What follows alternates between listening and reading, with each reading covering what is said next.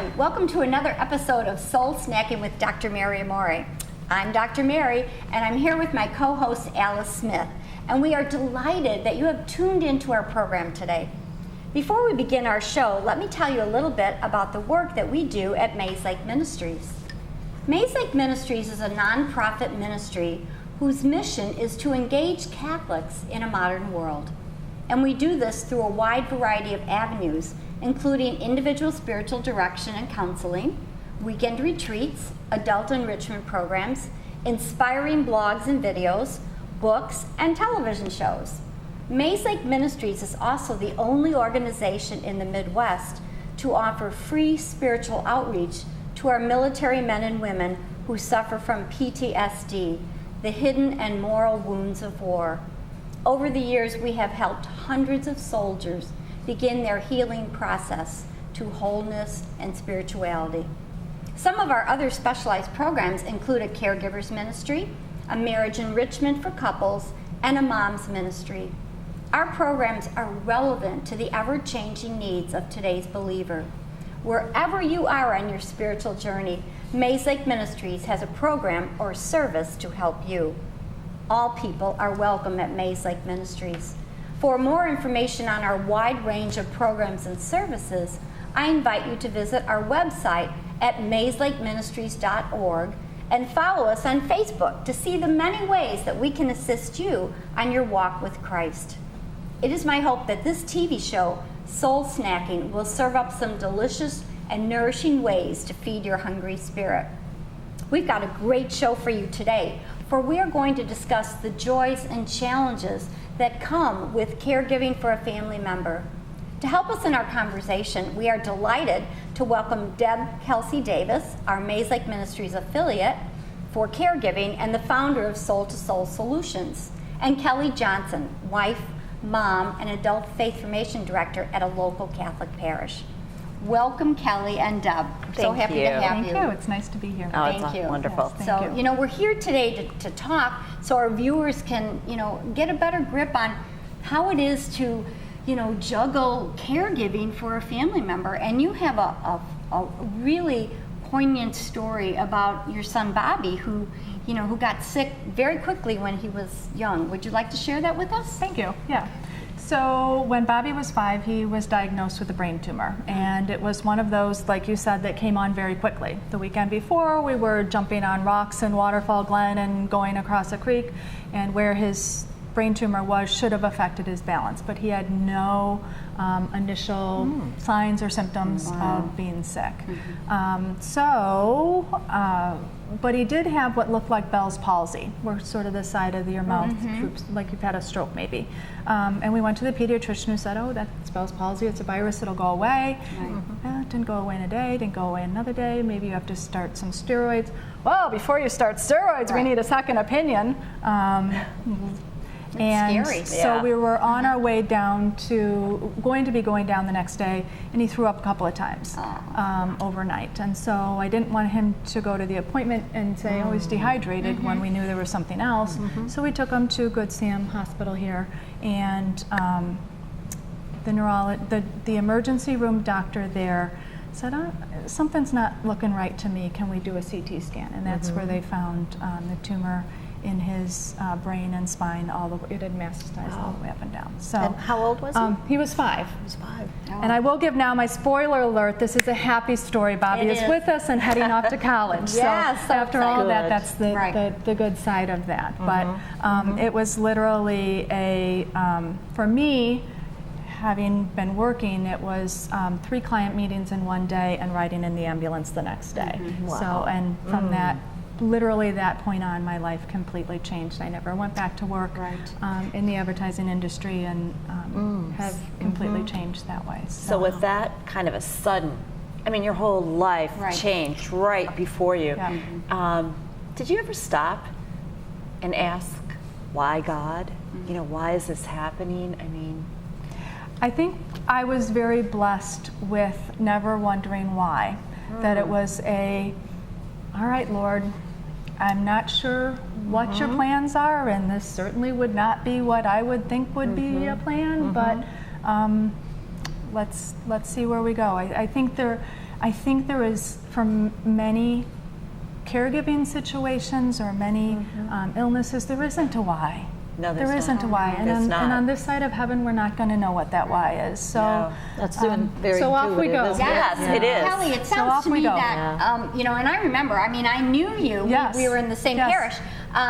It sounds to me that you had some kind of strong faith life going when this cross came upon your path. For our viewers, what could you tell them? You know, God forbid that something happens in their life like that, like one day all of a sudden the rug is pulled off from under them. You know, how did you cope? There had to be those moments where, Lord, please help me. Yes, yes. And there were many moments of, Lord, please help me. And so many of those moments were very basic, maybe. Lord, please help me. I remember sitting on the edge of, as Bobby was going through chemo, you had to make sure that's flushing through your system. Sure. So we had to wake him up to pee. And Right. I remember sitting on the bed, Lord, please help him pee. I mean, but but it is, you know, it comes down It's pretty basics. you know what? There isn't any sometimes. problem in our life, no matter how small it is, that we cannot Exactly. insert God into it. Lord, No. please. Yes, Right. yeah. So I think in many ways it was a very basic, here I am. And how long here did you it go. take Bobby to at least regain some normalcy in your, you know, for you to be able to go to the grocery store and not worry, oh, I can't leave him? We were in the hospital for, the first time I went home was, Bobby was in the hospital through January, you know, from November to January, so a month and a half. And then his treatments lasted a year, pretty much. And during that time, you're kind of in isolation, which for us, it was almost an enforced isolation because he was going through chemo and your numbers are so low and you don't want to risk getting anything. But I think part of a caregiver's journey is often a feeling of being isolated Yes. and alone. Ours was a little bit different, but I certainly understand how hard that is for those feelings of being alone and wanting to reach out. And I think that's where our parishes and the parish community are so helpful, your community around you, and not being afraid to say, I need help. something. Right. Well, and you wanna know, address you're that, not, Deb? Yes. you're not in your family unit. It's not just you and Bobby. There's a whole lot of other people involved in this, right? Absolutely. You're a mom, Yep. not only to Bobby, but you've got another son. Right. You've Right. got a husband. Right. You're juggling a lot during all of this. Can you talk to me just a little bit about what that was like, and how did everyone? What did it do to the family dynamics? Fortunately, my husband is wonderful and was juggling it right along with me. Yeah. We were very blessed also with a network of family and friends. Liam, during that time when Bobby was in the hospital, literally lived with his grandparents. He was with Yeah. one Okay. set of grandparents during the week, and his grandma Weezy during the week, and his grandparents on my side during the weekends. And so we were very blessed with that. Neighbors were wonderful. I remember the first time I came out of the hospital, so I said it was November when we kind of started, so I didn't come out till mid-December. And drove home, pulled in the driveway, and they had decorated our house with Christmas lights. And I sat, that's where I sat and cried. Right. Yeah. Yeah. Because it Definitely. was, they're not strangers certainly, but the kindness of other people, Yeah. just Yeah. to realize. That's what you would have been doing had Bobby not gotten Exactly. sick. Right, So some exactly. normalcy from your Right. neighbors Exactly. was It being such a shown. and a way for them to reach out and show Right. us, Yeah. we love Yeah. you. I think the lights And we're are here for you. symbolic too. You know, Absolutely. that's And you the know, Lord, without a doubt. the Lord shining Right. down Without on a your doubt. Through family. the darkness, Yep. God is always Always. there. True. Absolutely. Yeah. You know, Absolutely. caregivers, I'm one myself, we have a hard time asking for help. It's a miracle that these people stepped up and did these things. Without a doubt. Tell me a little bit though about, did you find yourself thinking about you needed even more help, and you know, what was that like, and did you end up asking for help at any point along the way? I think the asking for help and also being willing to receive the help. Yeah. Someone came, huge. a friend came to my door, literally she had a wagon full of kids and knocked on the door and said, I'm going to set up meals for you. And I know, I'm like, no, it's all right, we're fine, it's all right. And she preempted me and said, you can't say no. Okay. Yeah. And that was the best gift Right. Of course, ever. yeah. Because not only, as I said, we were sort of in isolation, but it allowed people to come in. People didn't come. Their thoughts and prayers and their Yes. uniqueness and their personalities and And their came in. food. And their food. Yeah. Right. And the gift that was to see each distinct Amazing. touch that someone had thought of and given to us. So, But, and that's a wonderful way for people who might have a family member or friend who is a caregiver and they don't know what to do. They're afraid to say the wrong words or something. Just make a meal and bring it over. even go to Trader Joe's and put it Joe's. together and And just so bring that's it. your unique touch Something. that the hug when you can't receive a hug or those little things in life that we take for granted every day, those are huge to people in a caregiving situation. Yes. Yeah. But were you ever so overwhelmed? Like Christmas time can be an overwhelming time in any family. How did you manage Thanksgiving and Christmas? it was a little bit of who wants to spend Thanksgiving and Christmas in the hospital, but it was a little bit of looking and saying this is what our season is right now. This is what it will be. Liam's birthday is in December, and his 4th birthday party was in the playroom at the hospital. Okay, Right. marvelous. But Yeah. you marked it and But celebrated you do it, do it. exactly. You do what you take have those to do. pieces and you say, "This is Right. what it is right Life now." has to go on. And you realize it is just this time. Next time we're going to be in a better Okay, place. good. Holding out that hope. What an example of faith. Isn't this amazing? It is. I mean, because Well, I I'm don't think Very blessed. I'm not very, everybody very in the world blessed. has such faith in the fact that the results would be positive. Right. You know? That's that hope. We still give out Christmas ornaments to our family each year with Okay. hope on it. That's Because that was Oh, that that is- was faith, hope, and love, but hope. God is with us in this moment, yes. and God will be with us in the next. There you go. And we There's just that take faith. the moment by moment, day by day. But not everybody out there No. may be as blessed as you were in terms of having that faith be unshakable almost from the way you're describing it.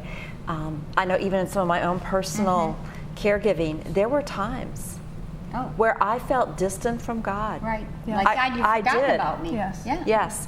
And I think it's important to say that's okay. Yes. That's part of the journey. And sometimes I think, for me, God has used those times to pull me even closer. Oh, Oh, sure. yeah. You know, and I guess what worked for me, and I hope it would work for others, would be to talk about it, to open up and be willing to talk with others about it, and seek support Yes. through those times, Yeah. because Absolutely. it's going to It's happen. hard, yeah. And then, so seeking support could come from Mayslake Ministries. So we should let our Exactly. viewers know that in a case like this, there Right. are excellent people with all kinds of credentials Yeah. and Deb, degrees behind Yeah. their name Why that don't can you be talk helpful. about the videos, Grit and Grace, that you made for caregivers? Sure.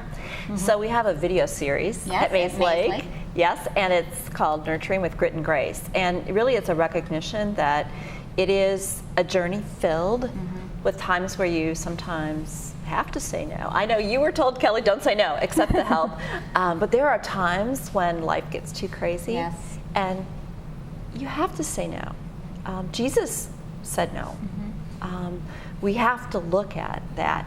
And so our video series talk a lot about the everyday practical issues and really just reinforcing God is with us. We are not alone in this journey. And the great thing about these videos for our viewers is that they're maybe 5 minutes or so. You can watch them, when your loved one is sleeping and you just have time to pour a cup of tea and just say, okay, because we have to nurture our own soul. Yes. We can only give Yes. to others what we, you know, and so often, and I remember, you know, caring for my mom when she was sick, you know, and that was before, you know, God lit the fire of faith in me. I mean, my faith was always strong, but it was just like, I was just almost robotically going through the day by day, and I wish I had had the courage to say no, but I really was so focused on just taking care of my mother that made me be able to push everything else away. Everything else had but to go. boy, I wish I had had time to just pop a video on, because these videos are beautiful because you talk about the reality of what's happening. Plus, there's also that spiritual component. You end with such a beautiful prayer, many that you've written, and it's really wonderful. Grit and Grace, I highly recommend them. Thank you. And you know, one thing I wanted to point out, because there may be folks here who are watching us today who are also wondering, well, Kelly's story is amazing. Maybe I'm caring though for a parent like myself. I'm caring for an aging parent. And I'm curious, because you've been in that position where you've also had those parents and going through that journey. How is it different caring for a parent versus caring for a child? Is it different? I think there's similarities and differences. You're still caring for someone you love, and that person may or may not be who you sometimes know them to be. You know, Bobby wasn't a bouncing little 5-6-year-old boy, you know, and our loved ones, our dad's not that person sometimes when you're caring. But some of the differences too is that we do know a natural order to things, Right. and it isn't a natural order for your child to be so sick like that. But it's just, you know, there's similarities and differences. And you know, I would expect that. And I think too, there's many of us out there who are also caring for a spouse. You know, there's so many different people we care for. And I think realizing that as a caregiver, it is truly being Christ to another. Yes. Regardless of the age or the condition, right? It is being Christ to another. That's such a beautiful Jesus word. gave us an example to follow, and you know, and I think anyone who's in a caregiving situation, especially if you're caring for a loved one, that is the ultimate act of love that you can give for someone, whether it is a child, a spouse, or your parent. You know? And so often, you know, life comes around full circle that, you know, we're the children and then we become the adult caring for our childlike parents. And what an honor that is, really. And I remember thinking that was such an honor, even though the cross was sticking in my heart and I like, oh my, why, Lord? But you know what? My mother could have dropped dead and I could have never said goodbye. This way I was able to journey with her, and it was just like, you know, I brought her right to the kingdom and kissed her goodbye. I know so, it. And in this day and age with messaging and texting and whatever, my sister died a year ago, and on Thursday morning I contacted my brother-in-law and he said, no, she's on her journey now.